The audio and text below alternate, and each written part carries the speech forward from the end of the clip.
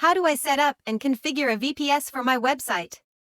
Setting up and configuring a virtual private server, VPS, for your website involves a number of steps, including buying and setting up the VPS, installing necessary software, and configuring the server. Here's a general guide. Choose a VPS provider. First, you need to choose a VPS hosting provider. Some popular ones are Raksmart, PetaExpress, AWS, and Google Cloud. Choose a plan that fits your needs and budget, and create an account. Create a server. Next, create a new server, sometimes called a droplet or an instance, on your VPS provider. During this process, you'll choose an operating system, often Ubuntu, CentOS, or Debian, a geographical region. Choose one close to your main user base, and a size, which determines how much memory, CPU, and disk space your server will have. Secure your server. Before installing anything, it's important to secure your server.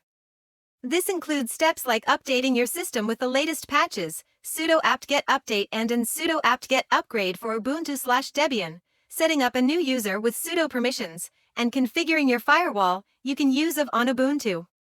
Install necessary software. Your server will need several pieces of software to serve a website. A web server, this is the software that actually serves your website to visitors. The most popular choices are Apache and Jinx.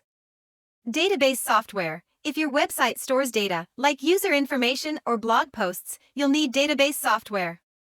MySQL and PostgreSQL are common choices. PHP/Python/Node.js. Depending on the technology stack your website is built on, you might need to install certain languages like PHP, Python, or Node.js. Let's encrypt. If you want your website to use HTTPS, which you should, you'll need to install Let's Encrypt to get a free SSL certificate. Upload your website. Now that your server is ready, it's time to upload your website. You can do this using FTP or SFTP. If you're using a web development framework or a CMS like WordPress, you'll need to follow their specific instructions for uploading and installing your website. Configure your domain name. Finally, you'll need to point your domain name at your new server. This involves creating an A record that points to your server's IP address. You'll do this on the website of the company where you bought your domain name. Final checks. After setting up, you should ensure everything is working smoothly. Test to ensure your site can be accessed through the internet using your domain name. Set up any necessary automatic backup solutions for your data. Remember that setting up and managing a server requires a good knowledge of Linux and the command line.